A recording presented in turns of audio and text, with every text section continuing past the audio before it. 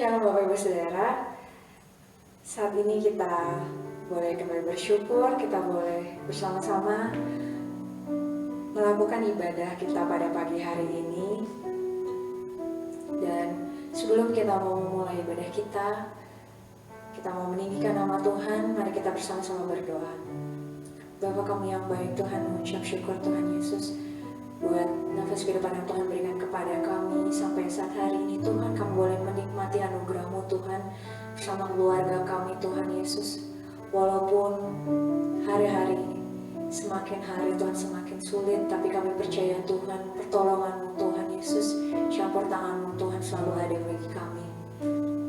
Dan Tuhan memberkati setiap umat-umat-Mu yang Bapa, baik yang ada di gereja-Mu maupun Tuhan, dimanapun mereka berada di rumah, apapun yang saat ini sedang mereka kerjakan, kiranya Kau berkati umat Tuhan.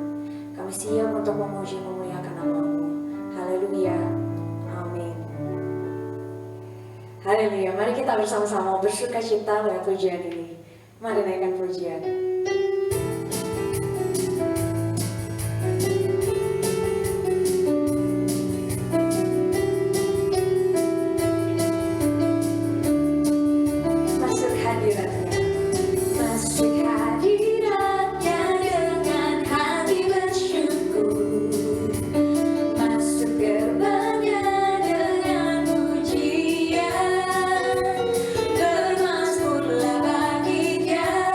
Nyanyi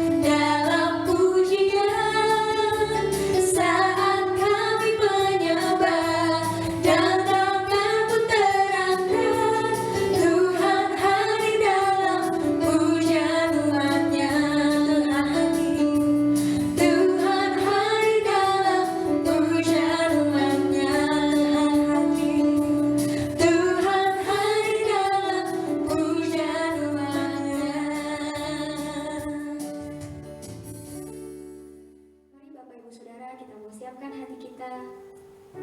Bapak Ibu Saudara bisa mengambil saat teduh sejenak.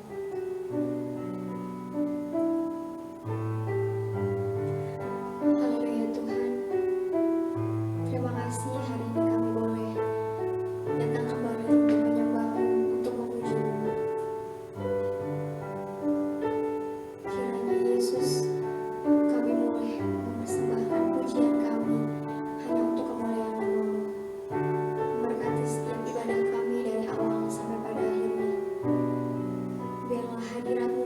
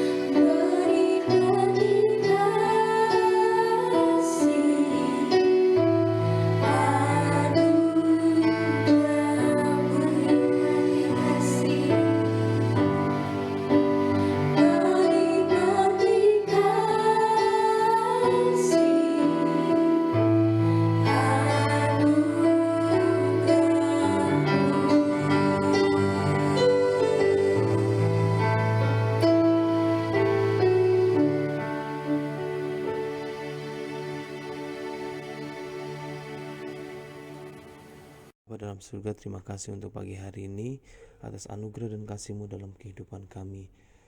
Sebentar kami juga akan mendengarkan firman-Mu. Berajarlah Tuhan pada pagi hari ini sehingga kami mengerti dan memahami apa yang menjadi isi hati-Mu dalam kehidupan kami. Terima kasih Bapa, hanya dalam nama Tuhan Yesus Kristus. Amin. Shalom Bapak Ibu Saudara yang dikasihi oleh Tuhan.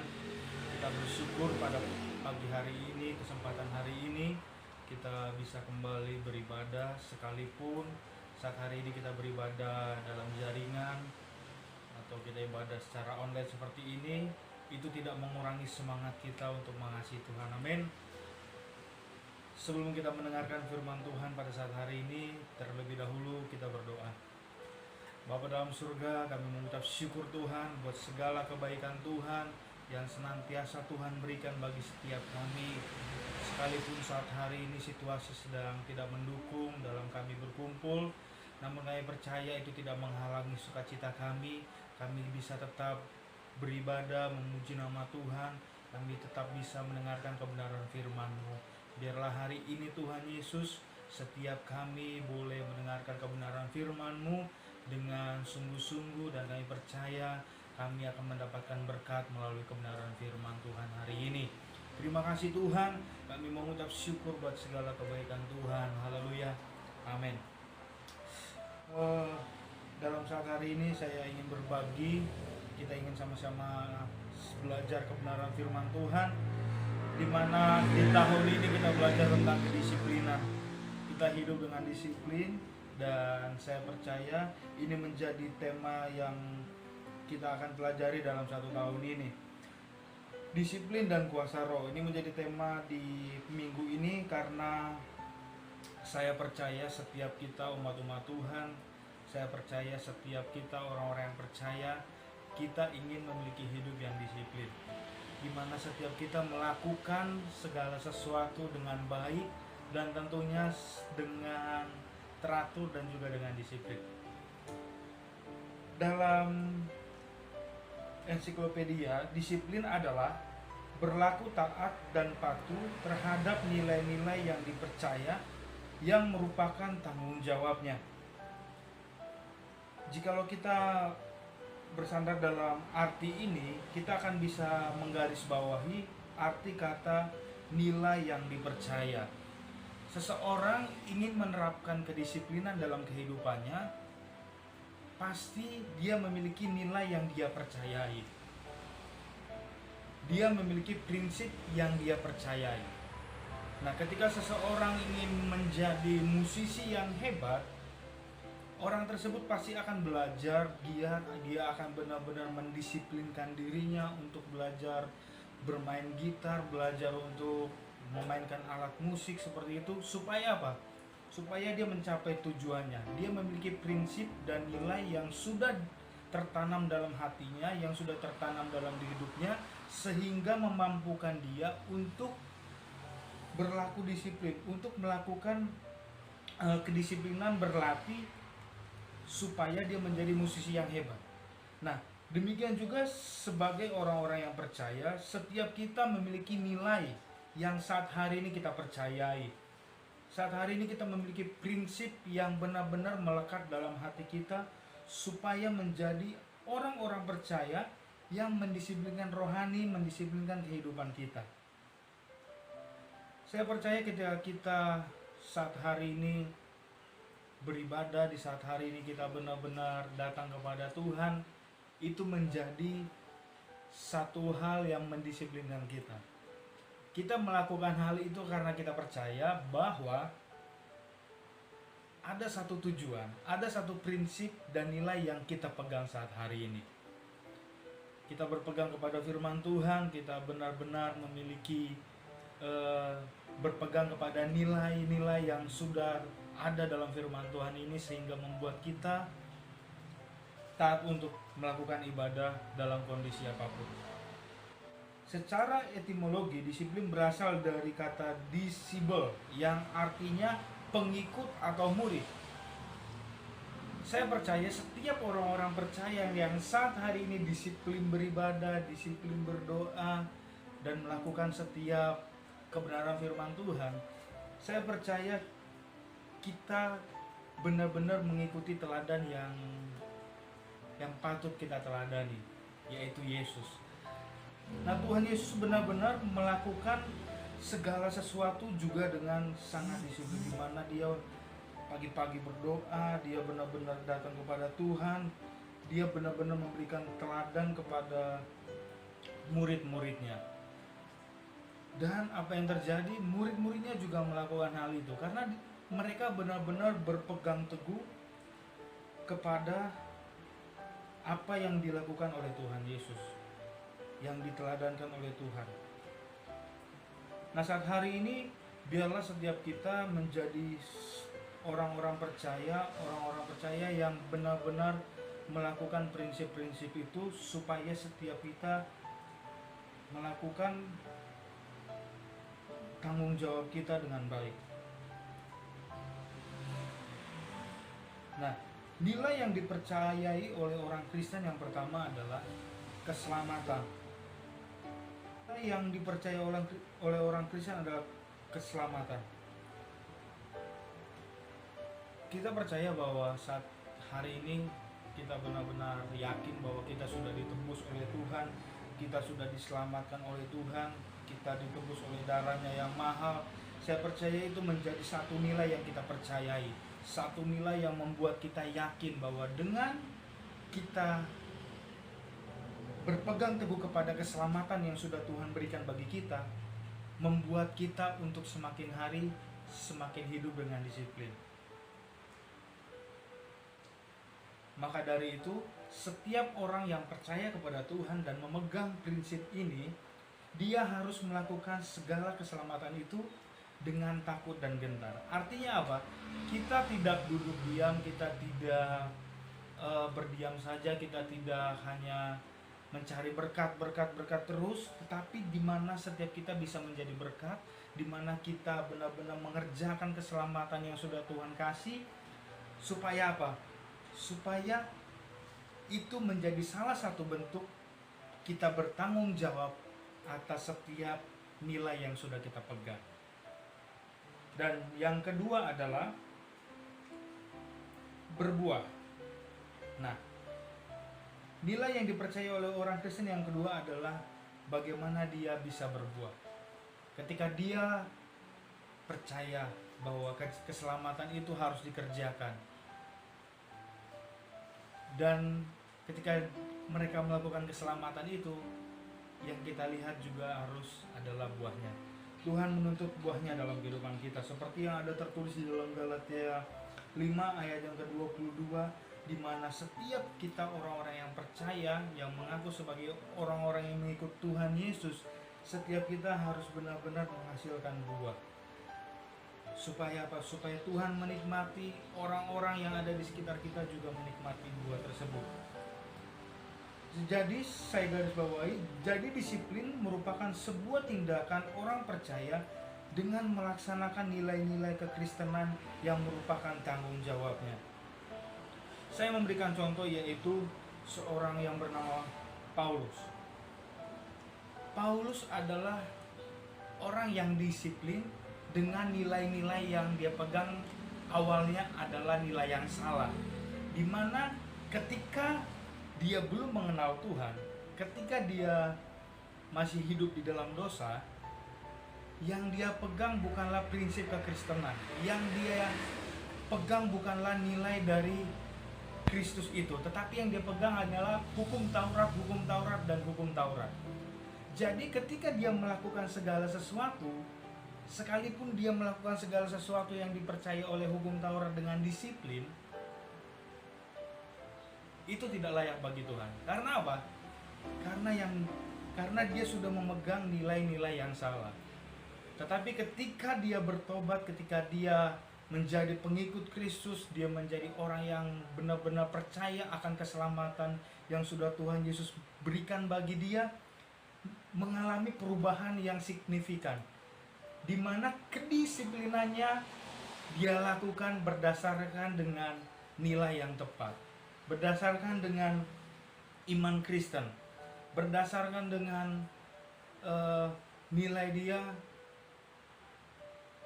pegangan dia kepada salib Kristus. Nah, oleh sebab itu ini merupakan satu perubahan yang sangat luar biasa yang dialami oleh Paulus, di mana dia mendisiplinkan diri dia, tetapi dia melakukan hal itu bukan untuk hukum Taurat lagi, tetapi untuk nama Tuhan Yesus, untuk Tuhan Yesus. Dan yang kedua adalah kuasa roh. Kuasa roh adalah kuasa Allah yang bergerak dalam kehidupan manusia. Kita akan buka Alkitab kita di dalam Kisah Rasul pasal yang pertama, ayat yang ke-8. Tetapi kamu akan menerima kuasa kalau Roh Kudus turun ke atas kamu, dan kamu akan menjadi saksiku di Yerusalem dan di seluruh Yudea dan Samaria dan sampai ke ujung bumi. Nah, dalam bahasa Yunani, kata kuasa dalam bahasa aslinya adalah dunamos, yang artinya adalah kuasa yang besar. Nah, kuasa yang besar ini memang secara kasat mata tidak kelihatan, akan tetapi bergerak terus dalam kehidupan manusia. Saya akan mengajak Bapak Ibu Saudara untuk mengingat kembali di mana ketika murid-murid mengalami hal-hal yang mengecewakan lah dalam kehidupan mereka, di mana mereka merasakan ketakutan, di mana mereka merasakan kesendirian gitu. Karena apa? Karena Tuhan Yesus sudah mati. Tuhan Yesus sudah mati dan mereka merasa kesepian dan mereka merasa tidak ada lagi yang bisa mendukung kami, tidak ada lagi yang bisa mengajari kami, tidak ada lagi yang bisa menemani kami. Nah, sebenarnya tidak seperti itu. Ketika mereka mengalami hal itu, mengalami kesendirian, ketakutan, pada saat itu Tuhan Yesus menyertai kehidupan mereka. Nah, akan tetapi mereka tidak percaya. Nah, oleh sebab itu Tuhan Yesus menjanjikan bahwa nanti Roh Kudus akan turun ke atas kamu, dan ketika kamu menerima kuasa itu, kamu akan menjadi saksiku. Nah, di sini kita bisa melihat bahwa Roh Kudus itu, kuasa Roh itu benar-benar bergerak dinamis dalam kehidupan manusia. Salah satunya contoh, ketika Petrus melihat Tuhan Yesus disalibkan, apa yang terjadi? Petrus menyangkal. Akan tetapi ketika Roh Kudus, kuasa Roh Kudus itu bekerja dalam kehidupan Petrus, Petrus menjadi saksi Kristus dan dia berani mati. Dia merelakan apa saja yang dia miliki untuk mengabarkan kabar baik, untuk mengabarkan tentang keselamatan yang sudah Tuhan Yesus lakukan. Yakobus juga melakukan hal tersebut. Yohanes juga melakukan hal tersebut. Thomas juga melakukan hal tersebut. Mereka menjadi saksi Kristus dan pada akhirnya apa? Mereka tidak lagi menyayangi diri mereka. Mereka tidak lagi merasa kasihan akan diri mereka sendiri, akan nyawa mereka, tetapi mereka berani bersaksi sampai ke ujung dunia bahwa Tuhan Yesus adalah juru selamat. Nah, ini merupakan satu hal yang luar biasa. Kuasa yang bergerak dalam kehidupan manusia itu sangat luar biasa. Kuasa Roh Kudus yang bergerak dalam kehidupan manusia itu sungguh luar biasa. Nah, oleh sebab itu izinkanlah pada saat hari ini Roh Kudus itu bekerja dalam kehidupan kita. Supaya apa? Supaya kita bisa melakukan apa yang saat hari ini tidak terpikirkan. Yang saat hari ini kita merasakan ketakutan akan virus corona, kita merasakan kekhawatiran bagaimana ekonomi nanti, kita merasakan banyak kecemasan pada hari-hari ini. Saya percaya dengan kuasa Roh Kudus yang hadir dalam kehidupan saudara-saudara sekalian, di situ Tuhan akan benar-benar mengubahkan rasa takut itu, mengubahkan rasa cemas itu, mengubahkan setiap kekhawatiran kita itu menjadi satu pengharapan yang benar-benar kita pegang teguh bahwa jikalau kita berjalan bersama dengan Tuhan, Roh Tuhan turun atas kita, kita bisa melewati semua.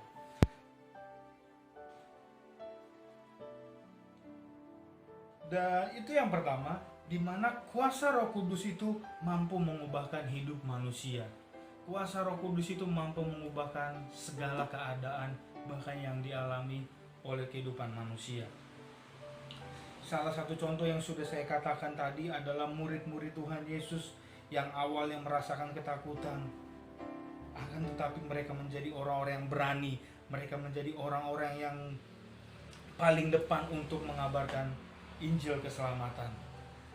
Dan yang kedua, kuasa Roh itu menjadikan kita menjadi saksinya. Ingat, satu hal yang sangat penting bagi kita orang-orang percaya hari ini adalah kita hidup untuk bersaksi tentang setiap perbuatannya, setiap kebaikannya. Adalah percuma kita hidup apabila kita saat hari ini tidak menyaksikan tentang kebaikan Tuhan, tidak menyaksikan tentang Injil keselamatan yang sudah Tuhan berikan bagi kehidupan manusia. Karena apa? Ketika Tuhan Yesus ingin naik ke sorga, yang dia katakan apa? Jadikanlah semua bangsa muridku. Dan ini membuktikan bahwa ketika kita ingin menjadikan semua orang itu mengenal Tuhan, ketika kita ingin menjadikan semua orang yang tidak mengenal Tuhan itu jadi mengenal Tuhan, apa yang harus kita lakukan? Kita harus bersaksi. Kita harus menyaksikan tentang kebaikan Tuhan. Oleh sebab itu, jangan pernah kita malu untuk menyaksikan setiap kebaikan Tuhan. Jangan kita malu untuk bercerita tentang kasih yang luar biasa itu kepada orang lain. Karena itulah yang menjadi kekuatan kita. Rasul Paulus berkata bahwa Injil adalah kekuatan Allah. Dan kekuatan Allah itu hadir dalam kehidupan kita.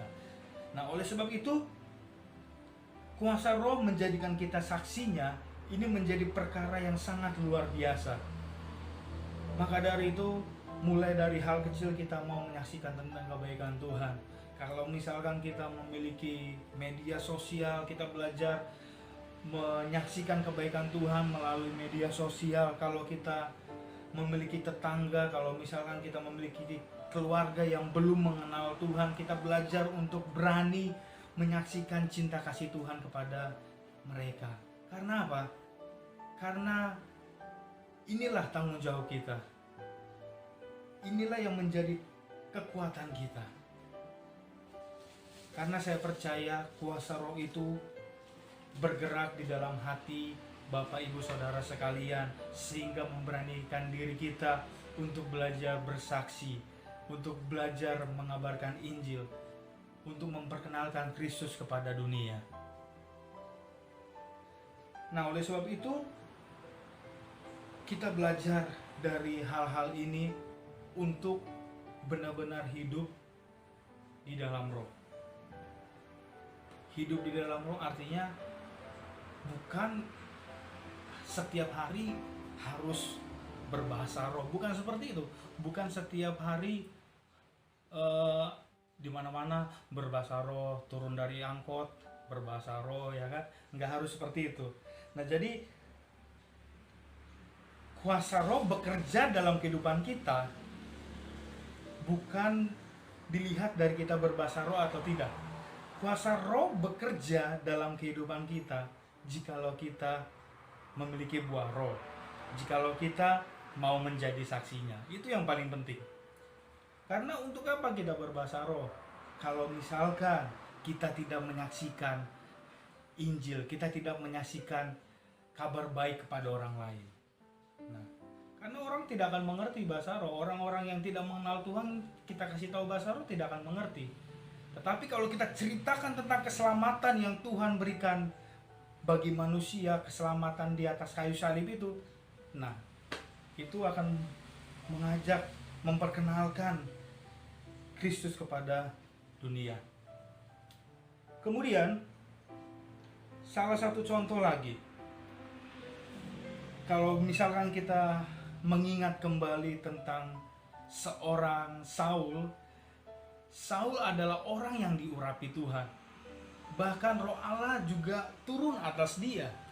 Akan tetapi kecintaannya kepada dunia, kecintaannya kepada kekuasaan, itu benar-benar menghilangkan roh itu. Kuasa roh tidak bekerja lagi. Roh Allah tidak hinggap lagi ke dalam diri Saul. Dan pada akhirnya apa? Ketika dia tidak memiliki kuasa roh itu, apa yang dia alami? Yang dia alami adalah roh jahat bekerja dalam kehidupannya.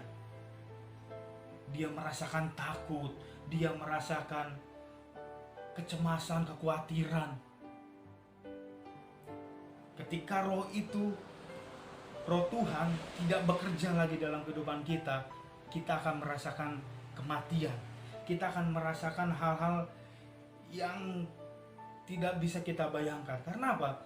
Yang akan turun bukan lagi roh Allah, tetapi roh setan. Nah, oleh sebab itu, mari kita sama-sama mengundang Roh Kudus hadir dalam kehidupan kita. Kuasa Roh Kudus benar-benar hadir dalam kehidupan kita. Maka dari itu yang sangat penting dalam kehidupan kita. Jangan sampai Roh Allah itu, Roh Kudus itu meninggalkan kita. Bapak Ibu Saudara yang dikasihi oleh Tuhan, saya rindu Bapak Ibu yang ada di rumah, kita semua yang ada di rumah hari-hari ini belajar untuk mengandalkan Tuhan. Kita membangun hubungan kita dengan Tuhan. Ketika kita membangun hubungan kita dengan Tuhan, roh yang ada dalam kehidupan kita itu semakin benar-benar kuat, dan kita percaya bahwa ketika kita intim dengan Tuhan, memiliki hubungan yang melekat dengan Tuhan, maka disitulah Roh Kudus itu akan semakin hari semakin mensejahterakan kita. Nah, tadi yang pertama adalah disiplin, dan yang kedua adalah kuasa roh. Antara disiplin dan kuasa roh ini memiliki korelasi yang sangat erat, memiliki hubungan yang sangat erat. Saya percaya ketika seseorang mengaku bahwa dirinya dipenuhi oleh kuasa Roh Kudus, maka disitulah dia akan berlaku disiplin untuk melakukan segala sesuatu dengan taat, karena dia memegang nilai-nilai yang sudah Tuhan tanamkan bagi orang-orang percaya. Nah, disiplin merupakan salah satu output dari kuasa roh. Kedisiplinan menandakan bahwa Roh Kudus bekerja dalam hati orang percaya. Disiplin merupakan salah satu hal yang dapat dilihat oleh manusia. Satu hal yang dapat dilihat oleh manusia. Jadi kalau Roh Kudus itu bekerja dalam kehidupan manusia, maka kuasa Roh Kudus itu tidak bergerak sendiri di dalam kehidupan manusia, akan tetapi akan keluar, dan akhirnya itu akan memberkati banyak orang. Maka dari itu, ketika kita mengaku bahwa Roh Kudus itu benar-benar berkuasa dalam kehidupan kita, kita harus melakukan segala sesuatu dengan disiplin, melayani dengan disiplin, belajar taat kepada orang yang lebih tua dari kita, belajar taat kepada gereja, belajar taat kepada firman Tuhan. Nah, itu harus kita lakukan, karena itu salah satu output yang dapat dilihat oleh orang banyak. Salah satu berkat yang dapat dinikmati orang-orang yang ada di luar kita. Bagaimana kita bisa dibilang bahwa kita dipenuhi oleh Roh Kudus? Kalau kita semakin hari dalam dunia pelayanan tidak setia, kita tidak bertanggung jawab atas pelayanan yang sudah Tuhan kasih bagi kita, itu tidak akan memberkati banyak orang. Dan itu merupakan satu hal di mana orang tidak akan terberkati dengan apa yang kita lakukan. Nah, oleh sebab itu, kedisiplinan adalah salah satu hal yang bisa kita lakukan. Karena kedisiplinan adalah output dari seseorang itu menerima Roh Kudus. Nah, setelah tadi kita sudah mendengarkan yang pertama tentang disiplin dan yang kedua tentang kuasa roh, Maka kita tarik benang merah dari kedua hal ini, korelasi antara disiplin dan kuasa roh. Jadi antara disiplin dan kuasa roh ini memiliki hubungan yang sangat erat.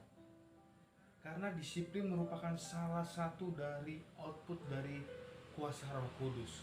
Saya percaya kuasa Roh Kudus mendisiplinkan setiap manusia untuk mengerjakan setiap nilai-nilai yang sudah Tuhan tanamkan bagi kehidupan kita.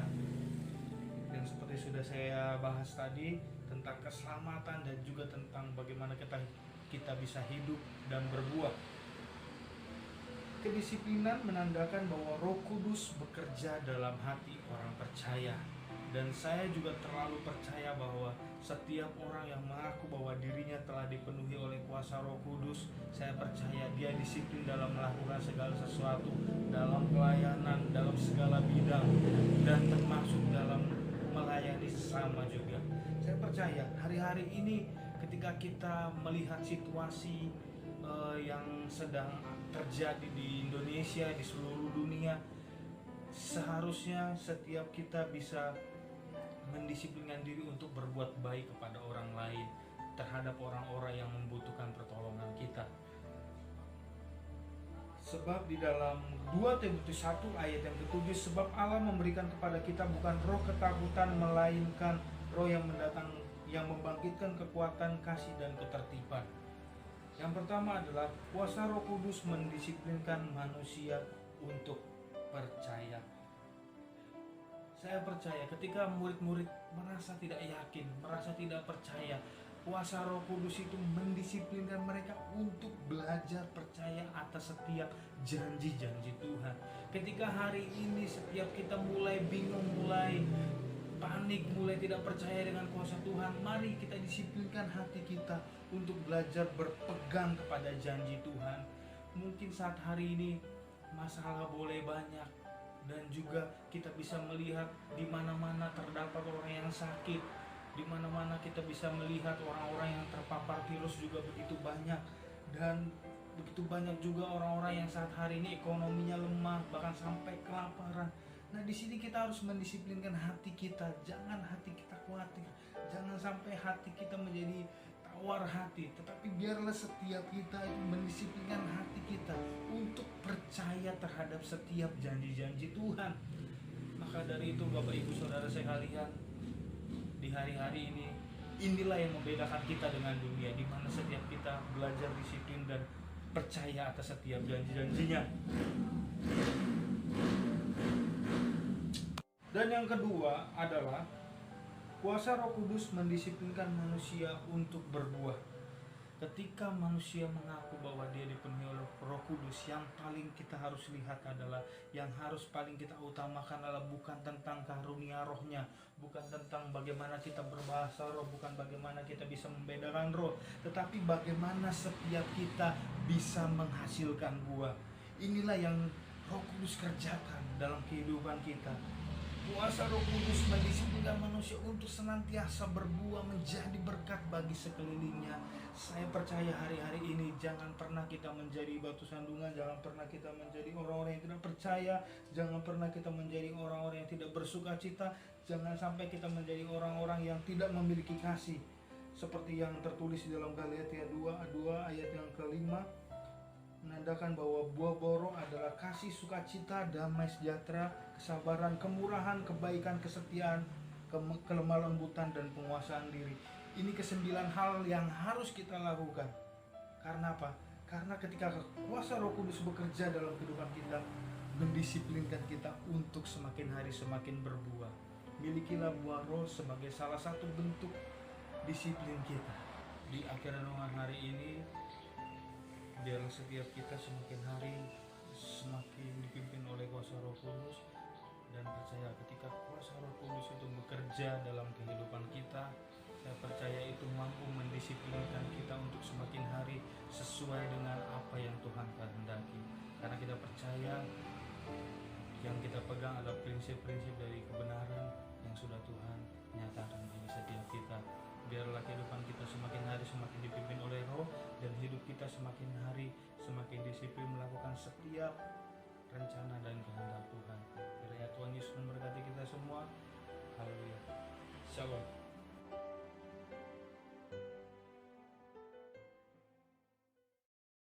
Terima kasih Tuhan untuk kebenaran firman-Mu yang telah Engkau berikan dalam kehidupan kami. Ajar kami untuk mengerti dan dapat menjalani firman-Mu sehingga kami boleh bertumbuh dan semakin bertumbuh dan memahami apa yang menjadi isi hati Engkau dalam kehidupan kami.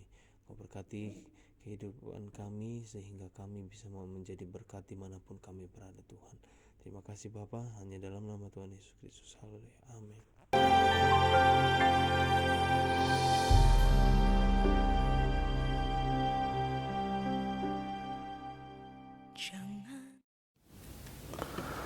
Haleluya. Mari saudara, kita mau akhiri ibadah kita pada pagi hari ini. Kita dukung terus program-program gereja kita ke depan agar Tuhan yang tolong dan Tuhan yang campur tangan untuk kita semua dan untuk yang lainnya.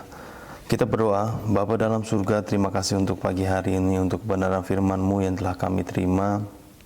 Ajar kami dari hari ke hari mengerti kebenaran firman-Mu dan agar kami paham atas firman-Mu dalam kehidupan kami. Ajar kami mengerti atas kehidupan kami sehingga kami boleh menyikapinya dengan baik. Tentang COVID-19 ini Tuhan yang terjadi dengan bangsa kami dan banyak bangsa-bangsa yang terjadi, kami berdoa dan kami serahkan semua ke dalam tangan-Mu karena kami percaya semuanya akan baik, semuanya akan tenang dan semuanya akan menjadi sukacita apabila Engkau bersama kami dan Engkau turut campur dalam setiap keadaan kami Tuhan. Terima kasih Bapa, hanya di dalam nama Tuhan Yesus Kristus. Haleluya. Amin. Mari saudara, kita angkat kedua belah tangan kita terima berkat daripada Tuhan. Penyertaan, pelindungan, kasih Tuhan selalu ada dalam pribadi, keluarga dan pekerjaan. Jadilah berkat, jadilah Allah Tuhan dimanapun kita berada. Jadilah kepala dan bukan ekor. Pulanglah dengan damai sejahtera. Tuhan menyinari engkau dengan wajah-Nya dan beri engkau kasih karunia. Tuhan akan menghadapkan wajah-Nya kepadamu dan memberi engkau damai sejahtera. Di dalam nama Tuhan Yesus Kristus. Haleluya. Amin. Tuhan Yesus memberkati saudara.